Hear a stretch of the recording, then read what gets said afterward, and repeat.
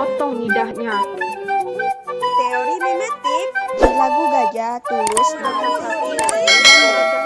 Assalamualaikum warahmatullahi wabarakatuh. Halo teman-teman semuanya, jumpa lagi dengan saya. Pada video kali ini kita akan menganalisis puisi sufi yang berjudul Satu Kekasihku karya M.H. Ainun Nadjib melalui pendekatan struktural genetik. Nah, teman-teman, puisi sufi adalah pengalaman spiritual pengarang yang menggambarkan kedekatannya dengan Tuhan yang dituangkan dalam bentuk karya sastra puisi. Pada video ini, kita akan membahas diksi, gaya bahasa, dan amanat, serta mengaitkannya dengan kehidupan pengarang, yakni M.H. Ainun Nadjib yang menggambarkan kedekatannya dengan Tuhan. Sebelumnya, kita harus tahu dulu nih, siapa itu M.H. Ainun Nadjib? Muhammad Ainun Nadjib atau biasa dikenal M.H. Ainun Nadjib atau Cak Nun lahir di Jombang, Jawa Timur 27 Mei 1953. Ia lahir dari pasangan Muhammad Abdul Latif dan Calimah. Ayahnya adalah petani dan tokoh agama atau kiai yang sangat dihormati masyarakat desa Menturos, Sumobito, Jombang. Jadi, dapat dikatakan Cak Nun juga terlahir di keluarga yang paham agama atau religius. Ia adalah seorang tokoh intelektual muslim Indonesia. Dia menyampaikan gagasan, pemikiran, dan kritik-kritiknya dalam berbagai bentuk, seperti puisi, esai, cerpen, film, drama, lagu, musik, talk show televisi, siaran radio, seminar, ceramah, dan tayangan video. M.H. Ainun Nadjib dikenal karena kreativitasnya yang fenomenal, seringkali tercermin dari banyaknya orang yang mendefinisikan mengenai dirinya.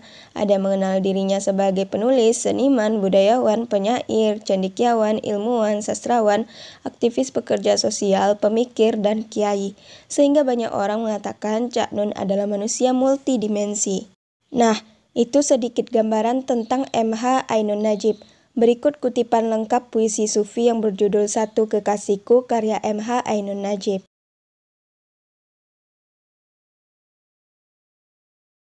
Teman-teman, puisi sufi yang berjudul Satu Kekasihku karya M.H. Ainun Nadjib tentu saja bertemakan tentang ketuhanan, yakni tentang tauhid. Pada puisi ini menceritakan pengarang yang mengutamakan Tuhannya. Puisi Satu Kekasihku terdapat dalam antologi yang berjudul Cahaya Maha Cahaya. Antologi ini diterbitkan pada tahun 1996 oleh penerbit Pustaka Firdaus. Selanjutnya, mari kita masuk ke pembahasan. Yang pertama, Mati Hidup Satu Kekasihku. Pada lirik ini terdapat diksi yang bermakna denotasi, yakni diksi mati yang mendahului diksi hidup. Nah, hal ini menjadi keunikan tersendiri pada lirik ini, yang seharusnya yang didahulukan itu hidup barulah mati dalam proses kehidupan manusia di dunia. Menurut pengarang, diksi mati didahulukan karena kehidupan di dunia bukanlah kehidupan sesungguhnya. Akan tetapi akhirat itulah yang merupakan kehidupan manusia sesungguhnya. Adapun pada frasa Satu Kekasihku yang mana diksi kekasihku terdapat gaya bahasa alegori, yakni menyandingkan Tuhan dengan diksi kekasih. Melalui puisi ini, pengarang hendak mengatakan bahwa ia menganggap Tuhan sebagai kekasih, yakni ia mencurahkan cintanya kepada Tuhan dan mengutamakan Tuhan di atas segalanya. Hal ini menggambarkan kedekatan penulis, yakni M.H. Ainun Nadjib dengan Allah Subhanahu wa Ta'ala. Adapun amanat yang terkandung dalam lirik ini secara tersurat ialah kehidupan dunia bukanlah kehidupan sesungguhnya, melainkan akhirat. Secara tersirat, M.H. Ainun Nadjib sebagai penulis yang juga merupakan pendakwa hendak mengingatkan bahwa kehidupan di dunia ini mengibaratkan manusia itu mati karena hanyalah tempat persinggahan. Sedangkan akhirat kehidupan yang kekal dengan manusia menuai segala hasil perbuatannya selama di dunia. Yang kedua, takkan ku bikin ia cemburu. Pada lirik ini diksi cemburu menggambarkan bahwa Allah akan cemburu jika melihat manusia sebagai makhluk kesayangan yang dijadikan khalifah di bumi itu berpaling darinya. Seperti seorang kekasih yang akan merasa cemburu jika melihat seseorang yang dicintai berpaling atau meninggalkan dirinya. Sehingga pada lirik ini secara tersirat penulis mengatakan bahwa ia akan berusaha untuk tidak berpaling dari Tuhannya. Adapun amanat pada lirik ini adalah penulis hendak menyampaikan bahwa setiap manusia tidak seharusnya berpaling dari Allah Subhanahu wa Ta'ala, apalagi karena karunia atau kenikmatan yang diberikan. Manusia kebanyakan lupa bahwa siapa yang memberikan karunia atau kenikmatan tersebut kepadanya. Yang ketiga, kurahasiakan dari anak istri. Pada lirik ini terdapat diksi kurahasiakan, yang mana maksudnya merahasiakan di sini berarti berurusan dengan amalan hati, jasad dan hati permukaan untuk anak, istri atau suami, dan orang tua. Sedangkan relung hati yang terdalam, ruang paling istimewa di hati hanyalah untuk Allah. Karena sejatinya kehidupan di dunia hanyalah untuk akhirat. Seperti yang pernah dikatakan MH Ainun atau Cak Nun, carilah dimensi akhirat, tujuan akhirat di dalam atau pada apapun yang Allah berikan kepadamu.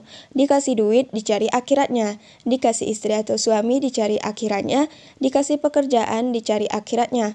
Jadi yang harus diprimerkan itu pencarian akhirat itu. Nah, adapun amanat yang terkandung adalah penulis ingin menyampaikan bahwa karena mencintai segala sesuatu tidak boleh melebihi cinta kita kepada Allah Subhanahu wa Ta'ala. Anak dan istri atau suami merupakan karunia sekaligus ujian. Ketika hati seorang hamba hanyalah untuk Allah, maka Allah akan menjaga dan mencintai orang tercinta hambanya. Yang keempat, kulindungi dari politik dan kiai. Pada lirik ini, diksi kulindungi dapat dimaknai sebagai penolakan penulis yang menjaga hatinya atau tauhid dari politik dan kiai. Diksi politik di sini bukan hanya perkara politik negara atau semacamnya, tetapi dapat dikatakan sebagai hubungan yang menguasai dan yang dikuasai. Seperti yang kita ketahui, demi memenuhi ambisi, maka manusia yang buta tauhid akan menyingkirkan semua hal yang menghalangi jalannya.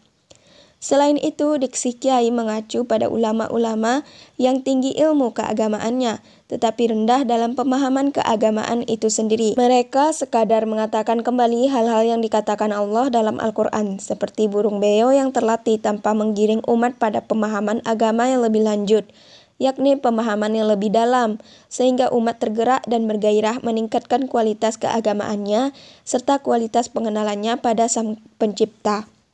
Mereka hanya sekadar menyampaikan firman Allah hanya melalui ceramah yang kurang inovatif dan terkesan membosankan. Hal ini dapat dimaklumi karena Cak Nun sendiri adalah pendakwa, sehingga ia menghindari hal tersebut.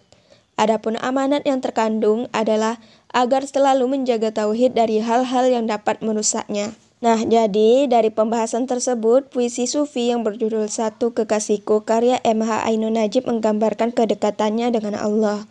Hal ini dilihat melalui diksi, gaya bahasa, dan amanat dari puisi tersebut, dan mengaitkannya dengan pengarang yakni MH Ainun atau Cak Nun, yang merupakan pendakwa atau dikenal sebagai tokoh intelektual Muslim Indonesia.